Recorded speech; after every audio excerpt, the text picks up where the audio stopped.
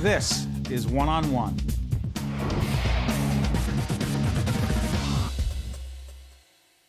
I want them to remember that a cause, not a man, has succeeded. If I don't live up to my campaign promises, I want them to throw me the hell out of office. The city of New York was in my blood from the very day I was born. To be an Italian and a Jew, oy vey, oh. We are a nation of immigrants. Look, I was not elected because of my looks, but because the public wanted things done and they knew damn well I would do it. Oh boy, that was a scene from The Little Flower, and you're looking at the guy who played him. Actually, he became him on so many levels. Tony Lo Bianco, actor, director, writer, producer, 50 years. He's been starring in television, film, theater. Arthur Miller's A View from the Bridge, I actually saw him in that. The French Connection, Police Story. It goes on and on. How you doing? I'm doing great. I'm happy to be here, Steve. We're honored to have you. My pleasure. We just saw The Little Flower. That's what they called him, right? Fiorello, they called him a Little Flower. Fiorello H. LaGuardia, mayor of New York City from 1934 to 1945. Let me ask you, the last time it was performed off-Broadway, it's the final day of his third term. Yes. Right? Yes. First of all, what draws you to LaGuardia? And then how much you told our producers and a lot of other people, you became this guy. Yeah, well, that's what we do as actors, some of us anyway. But what drew me to LaGuardia is all the things that are lacking in today's government.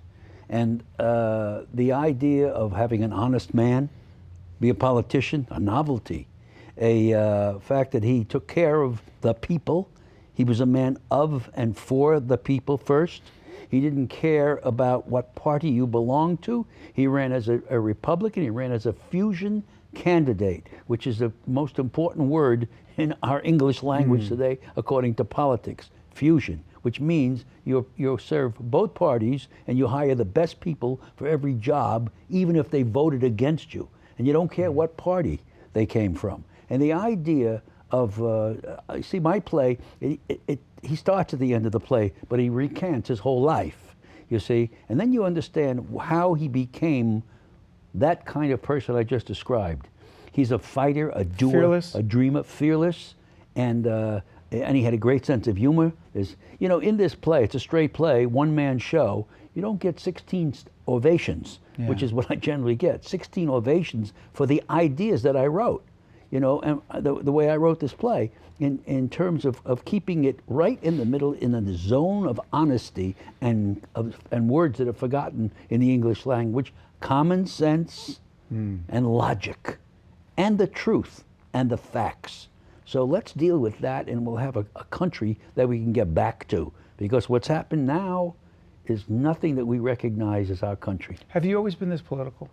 I think I have. You know, I've looked back at some of the interviews that I've given before, way back, and I see that I speak the same way. So it must be. It's as far back as I could remember.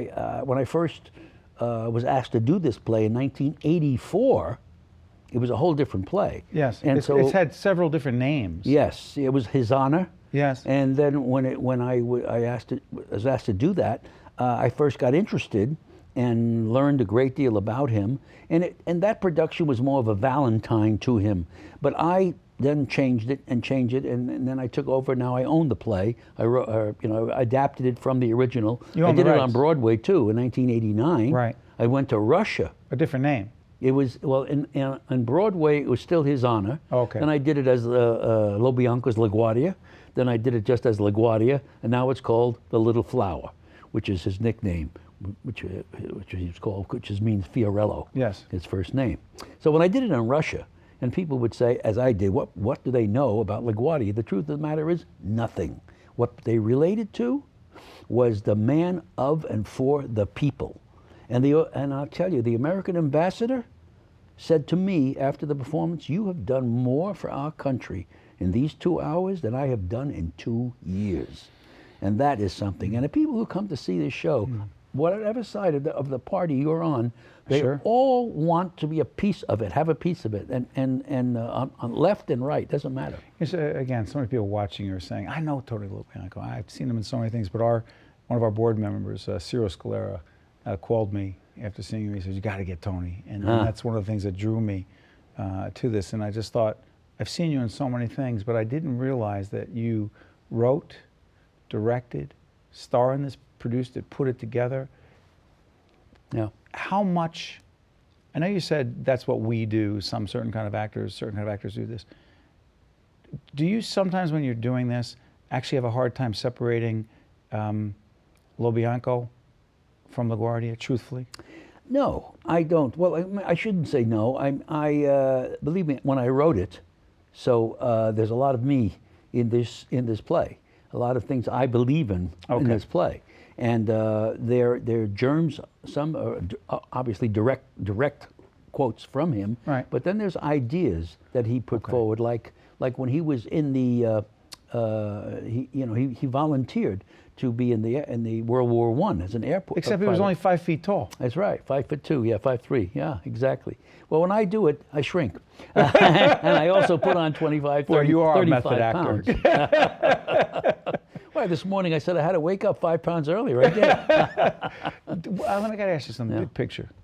When did you know that acting was going to be your professional life? You know, it was in high school, and a teacher in Brooklyn? In Brooklyn. By the way, we should tell folks as we talk, I'm hoping that you're actually going to write this autobiography about your life.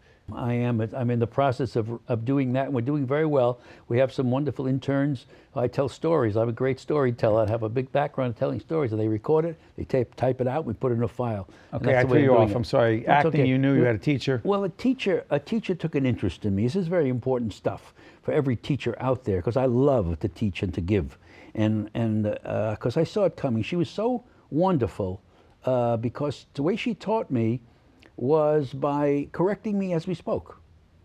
You know, we would have conversations, and I would say, Brooklyn kid, you know, I would say things like, I'm going to catch a buzz. She'd say, what? I'm going to get the buzz. What buzz? You mean the bus? Yeah. She said, no, it's bus. And then she would say to me, what do you mean with?